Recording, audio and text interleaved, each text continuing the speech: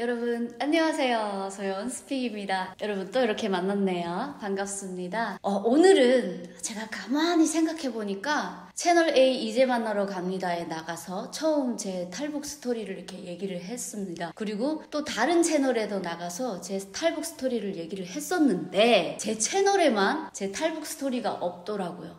곰곰이 생각해보니까 아니 이건 무슨 우리 구독자님들이 제 채널에 와서 김소연 탈북 스토리 없으니까 이거 뭐야 이거 이렇게 하실 수 있어가지고 좀 미안한 마음에 그래서 제가 또 이렇게 탈북 스토리를 제 채널에 올리도록 하려고 제 영상을 이렇게 켰습니다. 자, 그러면 탈북은 한 거의 3가지 종류가 있잖아요. 첫 번째는 배고파서 하는 탈북이 있고, 두 번째는 이제 남한 드라마를 많이 봐서 자유를 찾아서 탈북하는 것도 있고요. 또 세 번째는 이제 갈 곳이 없어서 탈북하는 그런 게 있습니다. 그런데 저는 세 번째 갈 곳이 없어서 탈북을 한 상황이에요. 그래서 어떤 부분에는 이제 제가 이만갑에서도 얘기를 안 하고 다른 채널에서도 얘기를 안 했어요. 그래서 진정한 소연이의 탈북 스토리를 좀 여기서 풀어보도록 하겠습니다. 일단 저는 1994년도에 미공급 때 북한에서 태어났습니다. 그런데 미공급이라고 하면은 여러분들이 잘 모를 수 있어요. 김일성이 사망하고 나서 그 사망하기 전에는 매달 이제 배급을 줬어요. 인민들한테. 그런데 사망을 하니까 배급이 끊긴 겁니다.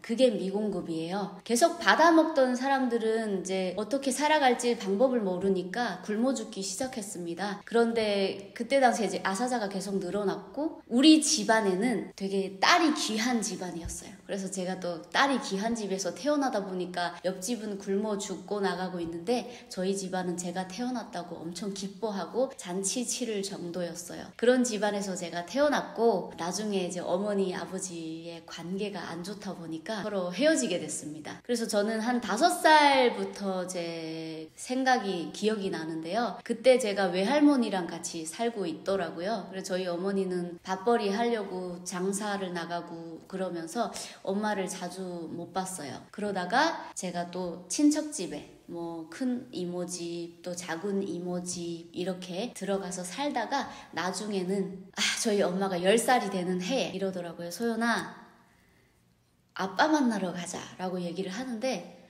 저는 살다가 아빠를 본 적이 없어요. 살면서.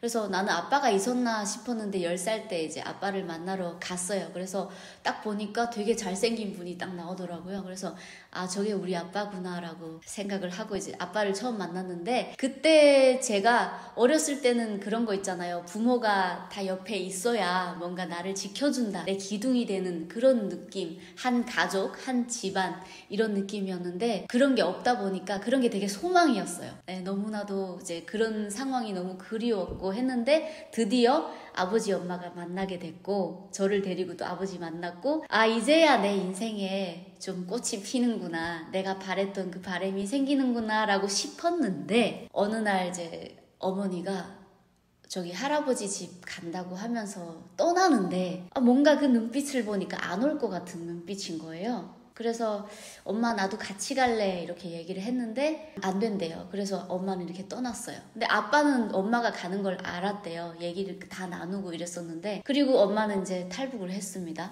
그리고 아버지랑 또 같이 살다가 저희 아버지는 계속적으로 탈북을 시도하다 보니까 보이부에서 이제 감시받던 상황이었어요. 그래서 저희 아버지도 숨어 다니고 이렇게 했습니다. 그리고 나서 저희 친할머니가 중국에 탈북을 했었었는데 자수해서 나온 거예요. 왜 자수를 하냐고요, 글쎄. 고향이 그립다고 자수를 해서 나왔습니다. 그래서 그 고향 땅에서 저랑 할머니와 이렇게 살게 됐어요. 그렇게 살게 됐는데 이미 외국물을 먹고 쌀밥을 매일 먹다 보니까 그 옥수수 밥이 목구멍에 안 넘어갈 거잖아요. 그래서 그 할머니도 이렇게 살다가 그냥 소연아 너랑 나랑 중국에 가자. 거기는 있잖아. 요 똥 닦는 그 휴지도 꽃무늬로 돼 있고 새하얀 휴지로 돼 있어. 근데 여기 북한에는 아직도 가난하니까 이런 게 없네.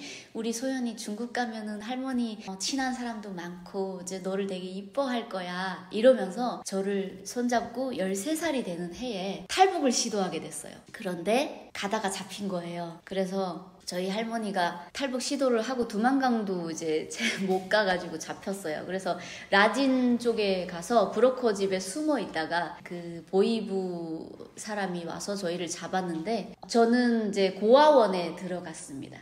고아원에 몇 개월 동안 들어가 있다가, 그 들어가는 과정도 되게 뭔가 이제부터 할머니랑 영영 떨어져 사는구나, 나는 영영 고아로 사는구나 라는 느낌을 받아서 되게 슬펐어요. 그래서 고아원에 딱 들어갔는데, 고아원은 뭐냐면 이렇게 노동 착취 알죠? 들어가면 일을 해야 밥을 주고 하루 3끼 먹는 게 아니라 2끼를 먹였습니다. 그리고 그 밥도 우리가 실제 북한에서 이제 옥수수밥 이런 게 아니라 좀 더 그거보다 좀 밑단계 된 그런 밥을 주셨고요. 옷을 한 벌만 입었다 보니까 몇 개월 동안 살아야 되잖아요. 그런데 그 옷을 빨면 입을 옷이 없어요. 그래서 북한에는 또 위생 이런 게 좀 잘 안 되다 보니까 이 있잖아요. 이가 되게 많았어요.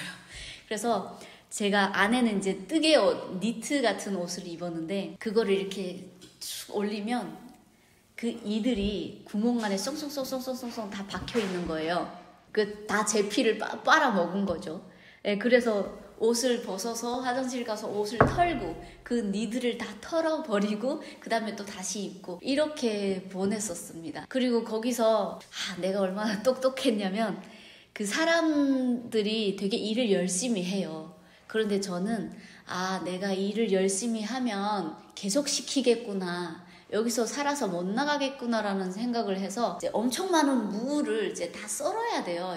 양념해서 이제 김장 준비를 해야 되는데, 일부러 이제 썰 줄 모르는 것처럼 이렇게 칼질을 하고 모든 것이 다 이제 할 줄 모르는 것처럼 이렇게 연기를 했습니다. 그러더니 실제로 진짜 얘는 아무것도 해보지 못한 애야 이러면서 좀 저를 많이 아껴주더라고요. 그래서 그런 상황에서 고아원 생활을 지냈었는데, 한 몇 개월 지나니까 이제 보이부에서 저를 데리러 왔어요. 그래서 보이부에서 데리러 와서 난생 처음 이제 고구마라는 걸 보게 됐습니다. 저는 살면서 고구마 교과서에서 이제 고구마 써져 있는 그림만 봤었었는데, 그때 실제로 이제 보이부원이 저를 데리고 나왔을 때 그 길거리에 고구마를 팔더라고요. 근데 그분이 저에게 그러더라고요. 너 먹고 싶어? 이렇게 물어봐서 네, 먹고 싶습니다 해서 고구마를 저에게 사줬어요. 그랬는데 그 고구마가 제 인생의 독이 된 거예요. 아예 죽을 뻔했습니다. 그 고구마를 먹고. 감옥을 들어가야 되는데 그 감옥까지 가는 길이 엄청 멀었어요. 그래서 제가 버스를 타고 이제 그쪽으로 갔었어야 되는데, 그 상황에 버스를 타서 그 버스 안에 이렇게 앉아있는데 그 고구마가 자꾸 올라오는 거예요. 제가 난생 살면서 이제 차라는 걸 처음 타보다 보니까 너무나도 이제 충격적이었고, 멀미가 너무 심해서 자꾸 토하려고 하는데 그 버스 안에다가 토해버리면 안 되지 않아요.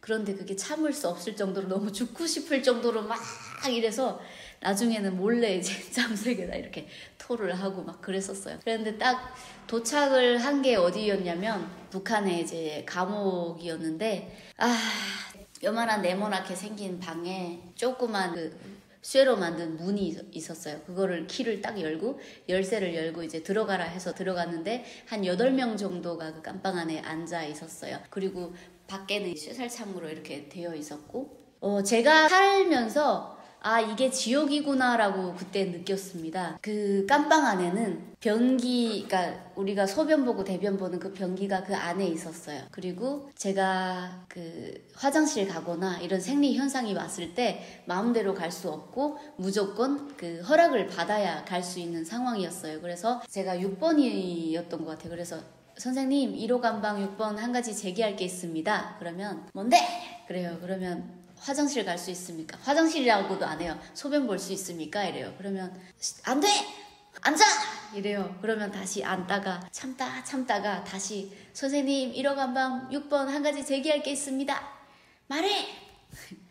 소변 볼 수 있습니까? 그때 가! 이러면 이제 가고, 매일 이렇게 앉아있고 10시 되면 이제 누워서 자고 이렇게 지그재그 식으로 깜방에서 그렇게 살았었는데, 제가 나이가 제일 어리고 좀 영양실조 되게 뼈밖에 없었어요. 그러다 보니까 거기 변기가 막히면 저보고 뚫으라는 거예요. 그런데 그 변기가 우리가 이렇게 앉아서 싸는 그런 변기가 아니라 이렇게 물로 이렇게 헹구는 그런 변기통이어서 이렇게 얇은 거. 근데 거기에는 대변을 너무 많이 싸서 많이 차 있는 상태에서 안 내려가잖아요. 막혀서.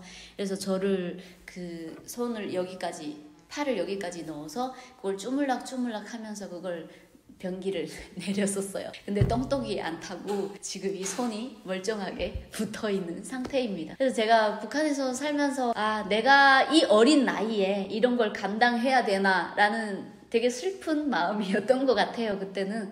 그래서 내가 살면서 이게 지옥이었다라는 생각을 했었는데 더 지옥인 게 뭐냐면 그 세상 밖을 나왔었어요. 그 세상 밖을 나와서 더 지옥이었어요. 뭐냐면 저랑 같은 또래 남자애가 있었어요. 그런데 걔네들은 저만 보면 미친 듯이 돌멩이를 던져요. 왜냐면 어렸을 때부터 이제 사상 교육을 시키다 보니까 탈북했잖아요. 탈북하다가 잡힌 거니까 돌멩이를 미친 듯이 던지는데 하는 말이 뭐냐면, 야, 이 나라 반역자, 배신자 주제에 어디서 낯짝을 들고 쳐들고 다니냐, 이러면서 계속 돌멩이를 던졌어요. 진짜 그 쥐구멍 있으면 들어가서 숨고 싶은 그런 상태였습니다. 그리고 저희 친척들이 좀 이렇게 형편이 좋은 상태는 아니었어요. 그래서 감옥 생활을 할 때 뭐 면회 오거나 와서 도와주거나 그런 상황은 없었어요. 그리고 나서 밖으로 나왔는데 그때부터 다시 제 5살부터 살았던 그 인생이 다시 시작된 겁니다. 제가 친척 집에 가서 몇 달 먹여주세요 라고 가서 이렇게 하면은 친척들이 저를 이렇게 받아들이고, 솔직히 북한에 이런 말이 있어요. 밥 한 숟갈 와서 먹는 게 미국 놈보다 밉다라는 말이 있습니다. 그런데 제가 가서 삼시세끼 먹으면 얼마나 밉겠습니까? 아무리 이제 친척이고 해도 자기 먹고 살기 바쁜 과정에 오면은 밉단 말이에요. 그럼에도 불구하고 아이니까 저를 받아줬어요. 근데 저는 학교 다닐 나이임에도 불구하고 매일 그렇게 얻어먹는 게 너무 좀 눈치가 보이더라고요. 그래서 학교는 못 다니고 제 하루 일상이 산에 올라가서 땔감을 구해오는 거였어요. 그런데 애들이랑 이렇게 똑같이 구해오는 게 아니라 어른만큼, 나무를 어른만큼 지어서 내려오고, 그리고 내려오면 그걸 다 토막내서 이제 다듬어서 이렇게 쌓아놓고, 그리고 밥하고 저녁에 불 떼고 물 길어오고 빨래하고, 이런 게 제 하루 일상이었어요. 토끼풀 뜯고 미나리 뜯고 뭐 산 나물 뜯고, 좀 봄, 여름, 가을, 겨울 그냥 다 그렇게 지냈던 것 같아요. 그런데 좀 슬펐던 게 뭐냐면, 가끔같이 저도 어른이 아니잖아요. 근데 지금 어른이 돼서도 똑같아요. 살다 보면 실수도 할 수 있고, 누구나 완벽한 사람은 없으니까. 그래서 제가 그때 당시에 제일 슬펐던 게 뭐냐면, 자그마한 실수를 하는 게 너무 두려웠어요. 왜냐면 실수를 하면 누군가가 내 편이 돼주는 사람이 없었기 때문에, 모든 것을 다 제가 감당해야 되는 부분이기 때문에 그렇게 하는 게 너무 힘들었어요. 그래서 좀 실수를 안 하려고 하지만 어떻게 하다 보니까 또 실수가 되고, 그러면 또 욕 먹잖아요. 근데 욕 먹으면 어떻게 하겠어요? 밖에 나가서 보름달 이렇게 동그랗게 떠 있는데, 그때는 뭐 하나님도 몰랐어요. 그냥 북한에서 이제 하느님이라고 말을 하거든요. 그러면 하느님, 왜 나는 이렇게 살아야 되냐고, 왜 나는 내 편이 들어주는 사람 한 명도 없고, 왜 나는 엄마 곁에 없어야 되냐고, 왜 엄마는 없고 아버지도 없고 왜 내 편은 없냐고, 왜 우리 집, 우리 가정은 왜 없냐고, 나는 왜 이렇게 살아야 되냐고, 그러면서 내가 뭘 잘못했냐고 막 엄청 울었었어요. 뿐만 아니라 산에 올라가면 이렇게 바위 같은 게 있어요. 바위 같은 게 있으면 바위 위에 올라가서도 막 그렇게 중국 땅을 바라보면서, 엄마가 탈북했다는 사실을 아니까 중국 땅을 바라보면서 나무 하다가도 그만두고 올라가서 막 엉엉 울고 막 그러면서 살았었어요. 그러다가 이게 막 죽고 싶은 그런 상황이 좀 닥쳐오더라고요. 그러니까 애들은 나만 보면 돌멩이 던지고, 어른들은 좀 이제 내가 갔으면 하는 그런 마음, 그러니까 자기네도 먹고 살기 힘드니까 그런 걸 이제 눈치채고 나서부터 좀 너무 힘들었고, 왜 나는 살아야 되지? 왜 이렇게까지 살아야 되지라는 생각에 좀 자살 시도를 했습니다. 그래서 우리 동네에 그 늪이라는 게 있어요. 근데 탄강이 많아요. 그래서 늪이 이렇게 굴을 파가지고 석탄을 이렇게 캐는 그런 굴이었어요. 그런데 그게 물이 차오르면서 무너져서 늪이 생긴 건데, 점점 들어가면 엄청 깊거든요. 그래서 제가 자살하려고 그 물 속을 이제 들어가기 시작했어요. 근데 뭐 무릎까지 물이 오고, 배꼽까지 오고, 점점 가슴까지 오고, 목까지 오고, 코까지 오고, 무섭더라고요 이게. 나는 왜 죽어야 되지? 이렇게 죽으려고 하는데 자신이 좀 너무 마음 아프더라고요. 갑자기 눈물 나네.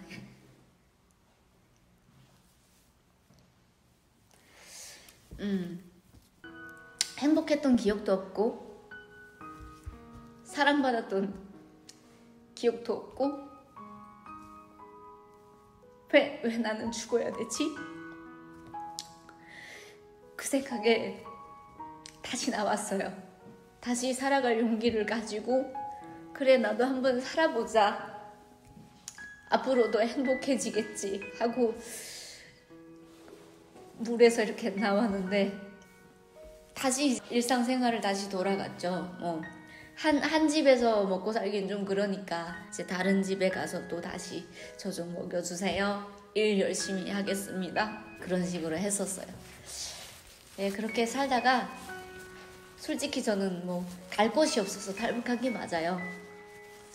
저희 어머니가 중국으로 떠난 지 5년 정도 됐는데 5년 뒤에 이제 연락이 온 거예요. 브로커한테서 연락이 왔다고. 근데 이것도 우연이 아닌 게 뭐냐면 제가 진짜 갈 곳이 없었어요 그때는. 그래서 친척집이 하도 못 살고 하니까 내가 여기서 더 지내면 너무 민폐겠다. 너무 예의가 아닌 것 같고 아무리 내가 일을 해준다고 해도 그 식량이 얼마나 귀하겠어요. 그래서 제가 간다는 얘기도 없이 보따리를 챙겨서 나오게 됩니다. 그 집을. 그래 나왔는데 진짜 갈 곳이 없는 거예요. 그래서 그 버럭산이라고 있어요. 근데 그 버럭산 밑에 이렇게 쪼그리고 앉아서 갈 곳이 없고 그냥 이렇게 쪼그리고 앉아있는데 저희 동네에 한 삼촌이 저를 보고 이제 자기네 집에 데리고 가는 거예요. 이 삼촌도 제 사정을 뻔히 알아요. 그래서 저를 데리고 가서 이만한 이제 사라라고 하죠. 북한에서는 사라에다가 옥수수밥을 가득 채웠어요. 채워가지고 저에게 이렇게 갖다 주는 거예요. 근데 그 나이에 그걸 다 먹겠어요? 못 먹죠. 그런데 저는 그걸 다 먹었습니다. 너무나도 배가 고파가지고 쫄쫄 굶어있는 상태다 보니까 이만한 사라에 담은 옥수수밥을 다 먹었어요. 근데 다 먹고 나니까 이제 너무 미안한 거예요. 왜냐면 이 사람들이 저녁에 또 먹어야 되는데 다 먹어버려가지고. 그랬는데 이제 그 집에서 또 어떤 일이 있었냐면 소연이가 아직 나이가 어리고 갈 곳이 없어 해. 그러니까 우리가 키우자라고 이 아저씨가 이제 와이프한테 얘기를 한 거예요. 그런데 와이프 입장에서도 당연히 키우기 쉽겠죠. 그런데 식량난.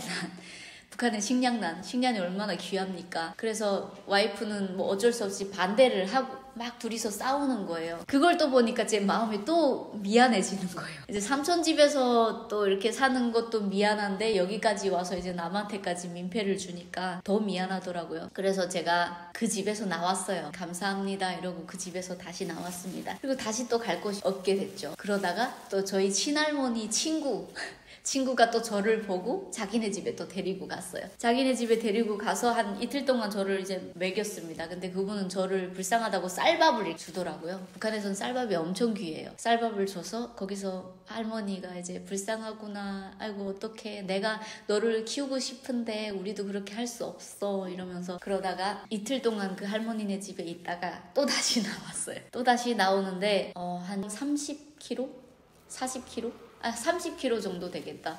그 키로를 걸어가야 되는 상황이었어요. 근데 샛별에서 온성까지 그 거리인데 정확하게 저는 이제 몇십 킬로인지는 잘 모르겠는데 아침 7시 출발하면은 저녁 밤 10시쯤에 도착을 했습니다. 그런데 이제 막 혼자서 이제 터벅터벅 물론 우리 이모 집에 온송에 있는데 당겨주지 않을 수도 있어요. 왜냐면 다 어렵잖아요. 그런데 내 살겠다고 이제 제가 그 집을 나와서 이제 출발을 했습니다. 그래서 쭉 가고 있는데 어떤 이제 모녀가 둘이서 이제 앞으로 걸어가고 있는 거예요. 그리고 저는 혼자서 이렇게 걸어가고 있는 상태고 같은 길을 계속적으로 열 몇 시간을 걸었습니다. 그런데 이 아줌마가 그러는 거예요.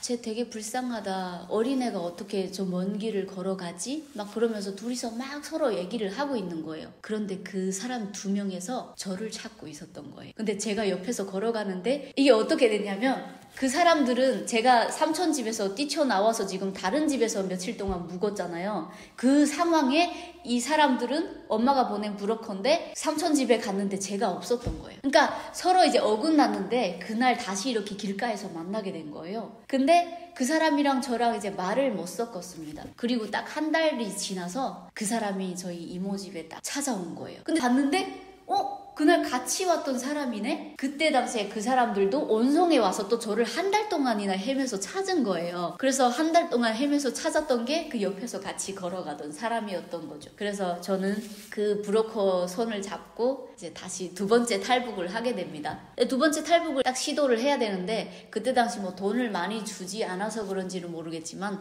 그 두만강을 목숨을 걸고 넘어야 돼요.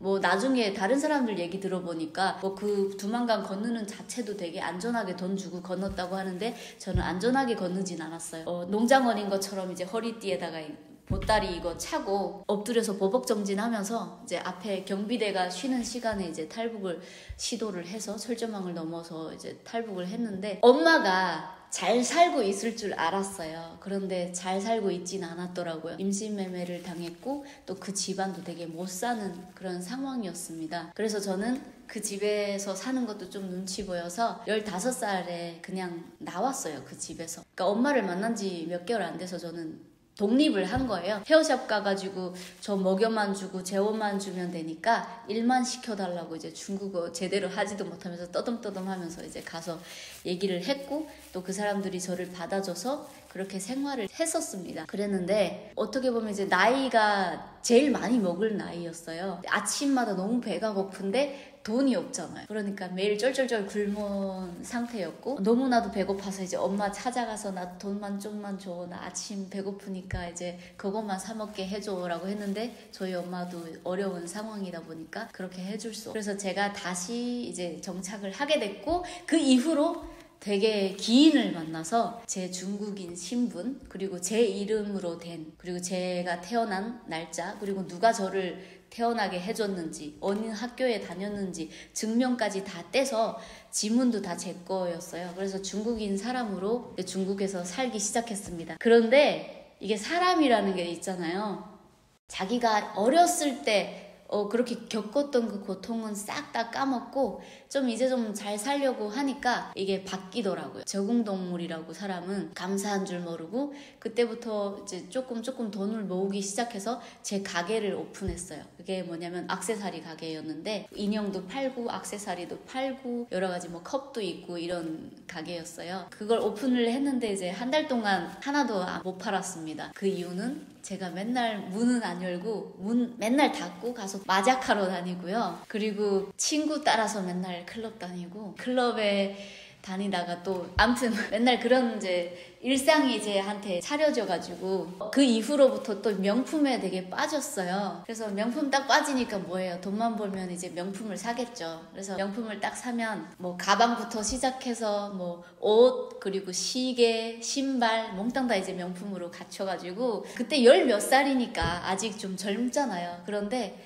그 시계 명품 시계 차고 1000만원짜리예요. 딱 차고 이제 식당 딱 가가지고 이러고 이제 주문하고 이렇게 하고 있어요. 왜 이렇게 하고 있었냐면 누군가가 좀 내가 무슨 시계를 샀는지 무슨 옷을 입었는지 좀 봐달라는 시기였던 거예요.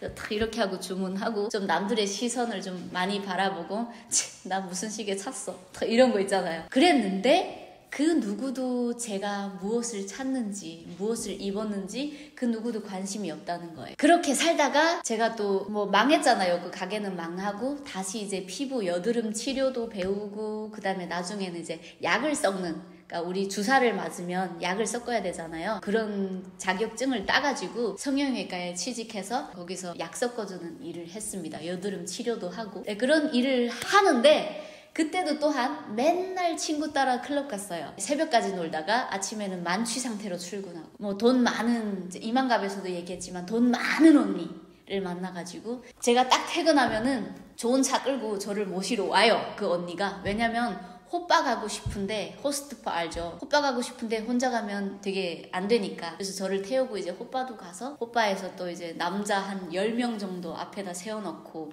이렇게 그런 일상을 보냈었습니다. 그런데 뭐 호빠가 좀 한국이랑은 좀 문화가 달라서 좀 한국처럼 막 이렇게 하진 않아요. 중국 문화는 조금 그래도 좀 보수적이었던 것 같아요. 그래서 막 그렇게 문란하게 노는 그런 상황은 아니었고 그래도 그나마 이제 내 인생에서 아니 엊그제 배고파서 쩔쩔 매던 애가 오늘 와서 이런 생활을 지내고 있었어요. 되게 거만했었어요. 내가 뭐 언제 그랬냐 싶듯이 거만하고 되게 뭔가 내 잘난 멋에 살았었던 것 같아요. 그러던 어느 날에 저희 어머니가 연락이 와서 소연아 나 한국 갈래. 제가 엄마한테 신분도 다 만들어줬어요. 그런데 저희 엄마는 그걸 가지고도 불안해가지고 나 한국 갈래 라고 얘기를 했는데 나는 안 가겠다. 엄마 가라. 이렇게 된 거예요. 왜냐면 난 중국에서 충분히 잘 살고 있었어요. 일반인들 월급이 3,500이었는데 제 월급이 8,000원이었어요. 거의 3배 가까이, 3배인가? 한 2배 반 정도 이렇게 벌었었죠. 그러다 보니까 뭐 짭짤하게 벌었던 것 같아요. 그리고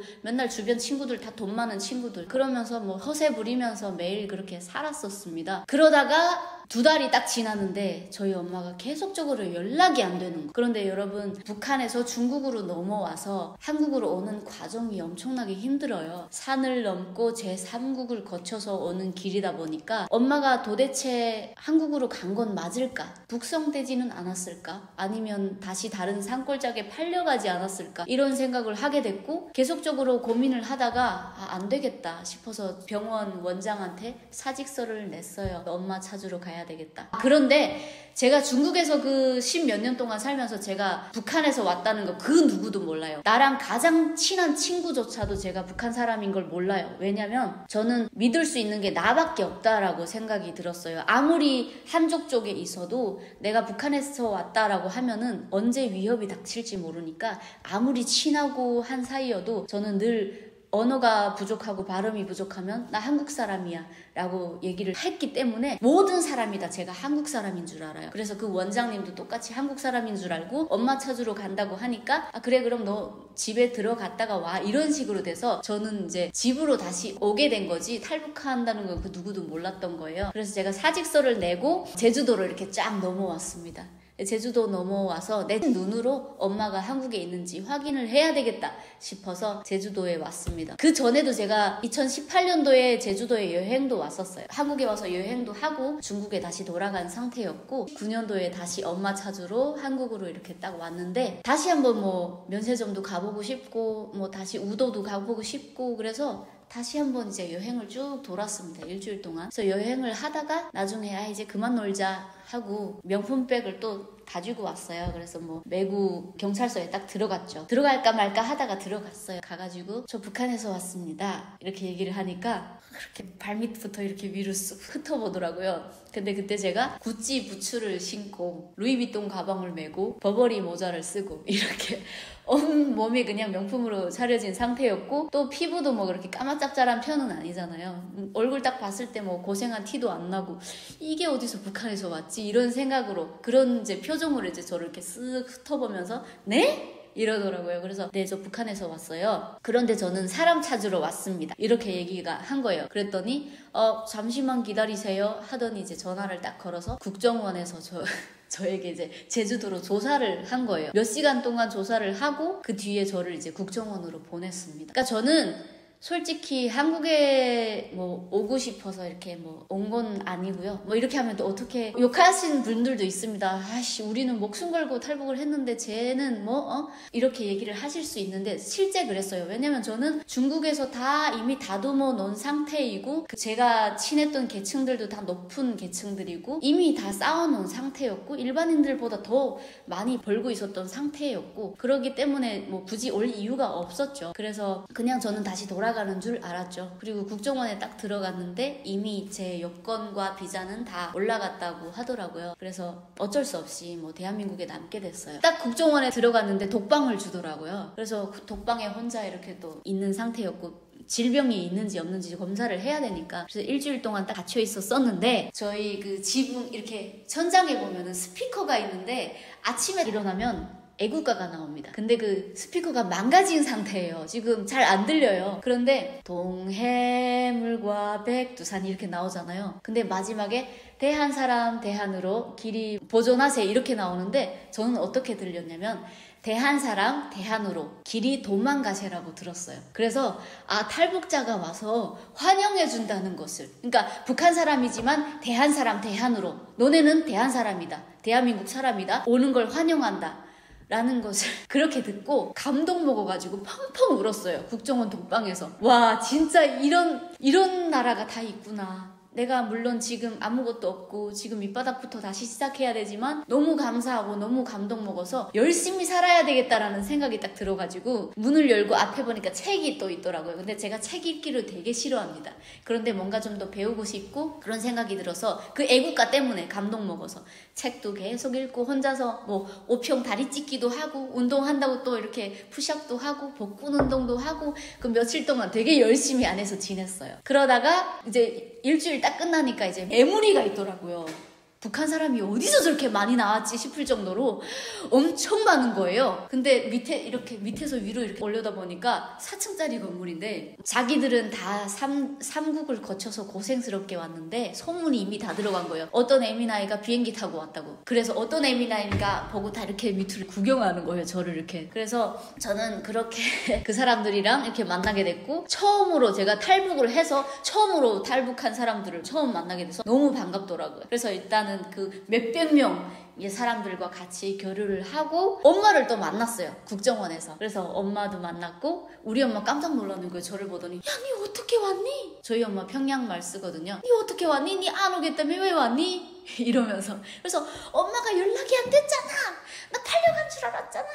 북송되면 어쩔 뻔했어. 막 그러면서 엄마 보고 막 그러니까 부실하게 노니. 그래서 엄마랑 같이 이제 운 좋게 하나원 생활 마치고 대한민국 땅에 이렇게 딱 정착하게 됐습니다. 자, 그런데 이 정착을 하면서 제가 북한에서 아까도 얘기했다시피 제가 먹고 살기 힘들었잖아요. 친척 집에 가서 계속 일을 하다 보니까 학교를 못 다녔습니다. 그래서 초등학교, 중학교, 고등학교 검정고시를 다 봐야 됐어요. 그래서 제가 검정고시를 봐야 되는데 대한민국에 또 대안학교라는 게 있더라고요. 그런데 그게 다 기독교에서 지원해주는 그런 학교입니다. 근데 저는 12년 동안 불교였고 그 학교 아침에 딱 가니까 기도를 하고 하나님 찬양을 하고 근데 제가 노래하기를 되게 좋아해요. 그러다 보니까 이제 찬양은 같이 불러요. 그런데 기도를 딱 하고 마지막에 뭐라고 해요?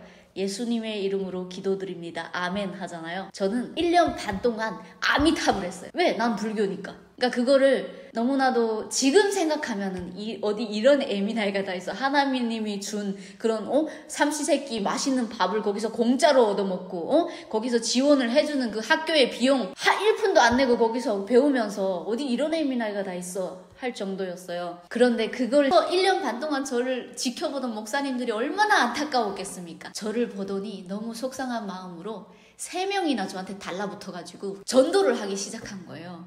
근데 그렇게 꼴보기 싫을 수가 없는 거예요. 밥을 먹고 있는데 3명이 이렇게 따다다다 한 명씩 이렇게 와가지고 준비해가지고 저한테 계속 하나님 얘기를 하는데 짜증이 너무 나고 어떤 분은 나이가 되게 많으신 분인데 밥 먹고 있는데 지 밥이나 먹을 것이지 와서 하나님 얘기를 한다고 그러면서 반항심이 되게 장난 아니었어요. 그래서 제가 그때부터 학교를 안 다니기 시작했습니다. 왜냐면 짜증나요. 하나님 얘기만 하면 짜증이 나고 막 왜 저러지? 뭐 사이비 종교도 아니고 왜 이렇게 강박관념이 심한 거야? 나 종교가 있다고 하는데 나는 너네들 종교 존중해. 그런데 왜 나한테 이렇게 하냐고. 왜 내 종교는 존중해주지 않냐고. 참 어이가 없네. 예의부터 좀 배우고 오라고. 이런 식으로 이제 마음을 가져서 학교를 안 나가기 시작했어요. 그래서 그때부터 교장 선생님이 전화가 와요. 소연아, 초등학교 너 한 번에 패스했다고 그렇게 자만하면 안 돼. 중학교는 어려워. 소연아, 학교 나와서 공부를 해야 돼. 선생님 저 괜찮아요. 그렇게 하고 그 다음부터 이제 실컷 놀다가 한 달이 딱 남았어요. 검정고시 봐야 되잖아요. 그래서 쿠팡에다가 그 뭐 땡땡 윌이라는 그 교과서가 있는데 그거를 밤새면서 흩어보고 또 한 번에 또 합격했어요. 그래서 초등학교 한 번에 패스하고 중학교 한 번에 패스했어요. 그래? 나는 니네 교회 안 나가도 돼. 난 니네 학교 안 나가도 돼. 나 이렇게 한 번에 패스할 수 있어. 딱 이렇게 생각을 하고 계속적으로 안 나가다가 고등학교 준비하는데 이게 되게 어려운 거예요. 고등학교는. 그러다가 또 학교에 좀 나갔습니다. 나갔다가 또 하나님 얘기고 또 기도하고 시편 읽으면은 또 장학금을 준대요. 그래서 또 시편 달달달달달 또 외우게 해요. 외우면 또 장학금 한 2,000원씩 이렇게 쌓여가지고 또 저한테 장학금을 주고 그랬었는데 그러다가 또 짜증이 나서 또 학교를 안 갑니다. 나중에는 기꺼이 또 실컷 놀다가 또 한 달 남았어요.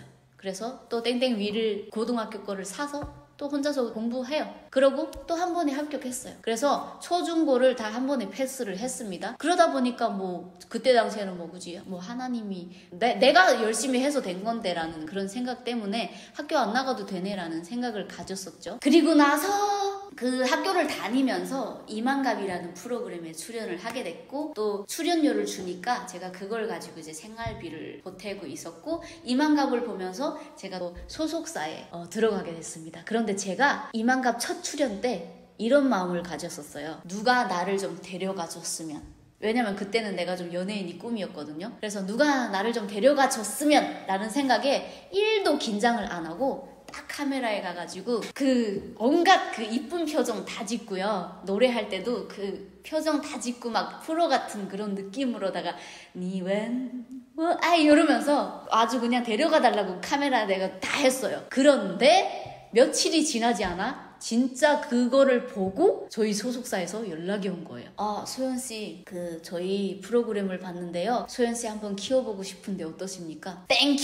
하고 이제 간 거예요. 그런데 계약금까지 줬어요. 그래서 500만 원 계약금을 주고 이제 계약을 했는데 이 소속사 층 보면은 다 날라리들이 많다고 해요. 사기꾼들이 많다고 하는데 저는 진짜 운이 좋았던 게 좋은 사람들을 만났어요. 그래서 저희 대표님도 엄청 좋은 사람이었고 2명이었는데 그리고 저희 소속사에 들어온 언니도 되게 좋은 언니였어요. 그래서 거기서 이제 연기도 배우고 그 다음에 또 소속사 들어간 지 한 달이 됐어요. 그래서 저를 보컬 트레이닝을 한 달 딱 시키는데 그때 트로트가 대세였잖아요. 그러다 보니까 그 KBS 트로트 전국체전에서 저를 이제 제가 거기다 지원을 했어요. 그런데 보컬 트레이닝 받은 지 얼마 안 돼서 합격이 된 거예요. 3만 명이 지원을 했는데 합격이 됐어요. 그래서 나는 뭐 해도 되는구나 라고 생각을 했고 이제 본선까지 이제 올라가게 됐고 이제 촬영 하는 본선 공연하는 날까지 이렇게 됐는데 그때 제가 천도제를 지낸 거예요. 저희 이모가 무당이에요. 그래서 천도제를 지냈는데 이걸 하면은 내가 100% 올라간다. 10등 안에는 든다는 거예요. 그래서 천도제를 지냈습니다. 지내고 나서 열심히 연습을 했어요. 그리고 딱 무대 앞에 딱 섰는데 진짜 상상도 못한 이제 괴상한 소리가 나온 거예요. 그때 제가 김치깍두기를 불렀어요. 북한 김치깍두기가 아니라 대한민국의 김치깍두기라는 노래가 있어요. 김시스터즈의 노래인데 귀엽게 북한식으로 미국 땅 이런 식으로 연습을 되게 했단 말이에요. 근데 제가 들었을 때도 무조건 이건 100% 합격한다 정도로 연습을 했어요.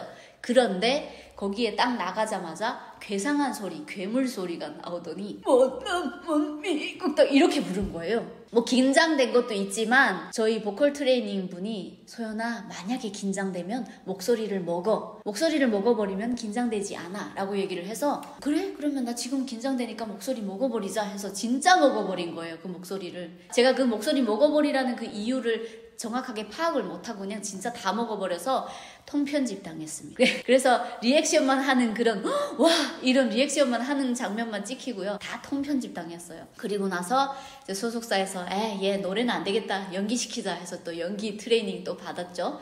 그런데 이 북한 사투리가 좀 잘 안 없어지더라고요. 근데 저는 북한 사투리보다 중국어 R 발음이 너무 많아서 한국어를 할 때 자꾸 혀가 말려 들어가는 거예요. 쥐가 오고 막. 그래서 그것도 좀 힘들었어요. 그러다 보니까 이 소속사 생활을 하면 뭐가 힘듭니까?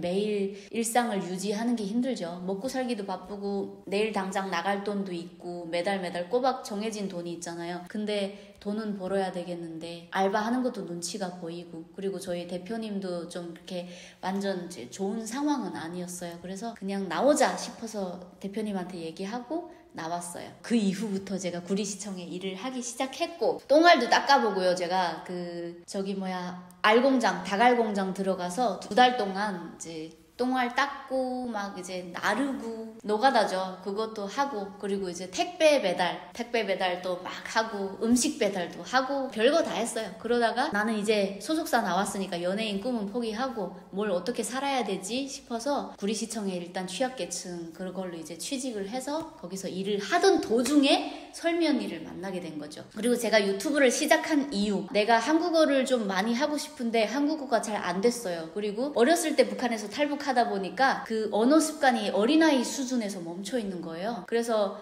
어른이 된 몸 상태인데도 불구하고 제가 가지고 있는 언어 그 수준들이 다 초등학교 수준이었어요. 그래서 내 언어도 말을 많이 해야 높일 수 있으니까 이렇게 유튜브를 찍자, 그러면 카메라에 대고 얘기를 하자 이렇게 싶어서 유튜브를 시작한 거고, 나만 성장하는 게 아니라 여러분들과도 같이 성장을 해야 되겠다 싶어서 내가 잘하는 중국어를 알려주자고 이렇게 시작을 했는데 어렵더라고요. 이게 시청률도 잘 안 나오고 하다 보니까 욕심이 생겨서 북한 얘기를 하기 시작했는데, 제가 뭘 그렇게 경험을 많이 한 것도 아니잖아요, 북한에서. 그러다 보니까 뭐 할 것도 없고 점점 방향성은 잃어가고 있고, 그래서 이제 유튜브를 멈추게 돼 있는 상황이고, 또 이 상황 속에서 제가 북한에서 어렸을 때 탈북하는 그 과정도 그렇고, 나는 왜 이렇게 힘들게 살았었겠냐, 그리고 왜 나는 앞으로 이렇게 희망이 없지, 나는 왜 살지. 여러분 가끔 이런 생각을 할 때가 누구나 있을 거예요. 나는 왜 이 세상에 태어났을까, 나는 왜 살지, 나는 무엇을 하려고 왔지, 앞으로 뭘 해야 되지, 이런 생각을 누구나 할 거예요. 그래서 저도 그런 생각을 누워서 하다가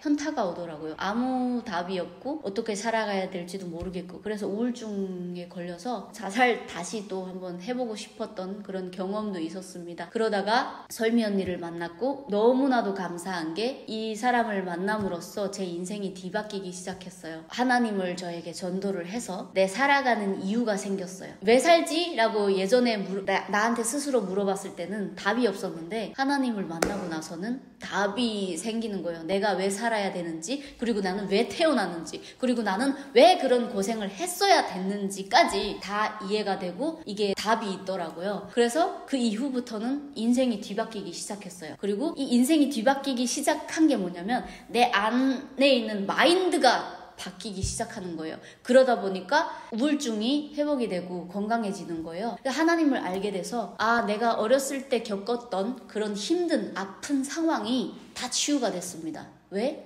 감사하게 느껴졌거든요. 내가 이러한 경험을 겪지 않았더라면 내가 어떻게 지금까지 버텨왔을까. 그리고 예전에는 그 친척들이 조금 미웠어요. 왜 나를 좀 더 오라고 반갑게 여겨주지 왜 그렇게 못했을까라는 그런 생각에 좀 안 좋은 그런 감정들이 있었는데, 하나님이 저에게 주시는 마음이, 그 사람들이 그렇게 너를 받아줬으니까 너가 지금까지 이렇게 살아서 나한테 오지 않았느냐. 그래서 저는 어떻게 보면 이제 산속에서 동굴 속에 이렇게 함정에 뚝 빠져있는 상태였고, 그 상태에서 하늘을 쳐다보게 만든 거죠.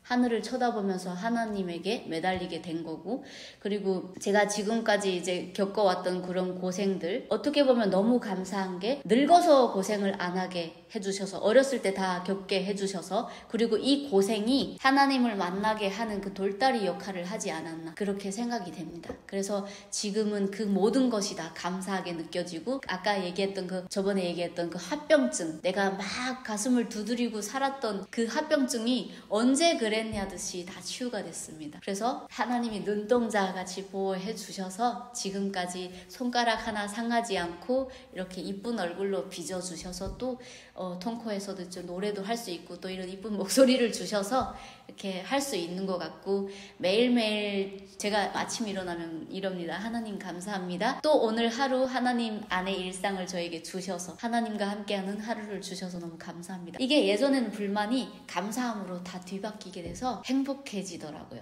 그리고 누군가를 미워했던 그 마음이 다시 그 사람을 위해서 기도하는 마음으로 바뀌어지고 용서가 되니까, 힘들었던 누군가를 미워하면 내가 힘들어요. 그런데 그 마음이 없어지니까 나도 그 힘든 마음이 사라지더라고요. 그래서 해시병 걸렸다고 해요.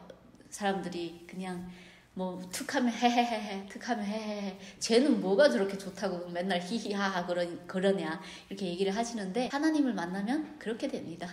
네, 그래서 제가 탈북 스토리는 여기까지 마무리할 거고요. 또한 지금 이렇게 행복한 하루하루를 살 수 있었던 게 너무 감사하게 느껴지고, 어렸을 때 제가 이런 얘기를 하는 게 여러분들 소연이 너무 불쌍하다, 소연이 너무 마음 아파, 이런 걸 바래서 얘기를 한 게 아니에요. 그런 게 아니라 그냥 여러분들도 같이 함께, 그래 저런 애들도 이렇게 살아가는데 나도 한번 힘내서 살아보자. 힘들 때는 이렇게 생각을 했으면 좋겠고요. 쟤도 저렇게 감사하게 생각하는, 나도 한번 감사한 마음 가져볼까? 하나님 한번 만나볼까? 이런 마음, 그런 마음을 가졌으면 좋겠다라는 마음에서 제가 이렇게 탈북 영상을 찍게 됐습니다. 그리고 또 제 채널에 들어와서 얘 채널은 왜 얘 탈북 스토리가 없지? 하시는 분들에 대해서도 이렇게 또 해결을 해드리는 그런 영상이 됐으면 좋겠다라는 마음을 가지고 있고, 또 이 영상이 여러분들에게 잘 전달됐으면 좋겠다라는 마음, 그래서 여기까지 오늘은 마치도록 하겠습니다. 여러분, 좋아요와 구독은 사랑입니다. 여러분 시청해주셔서 감사합니다. 다음에 또 만나요. 안녕.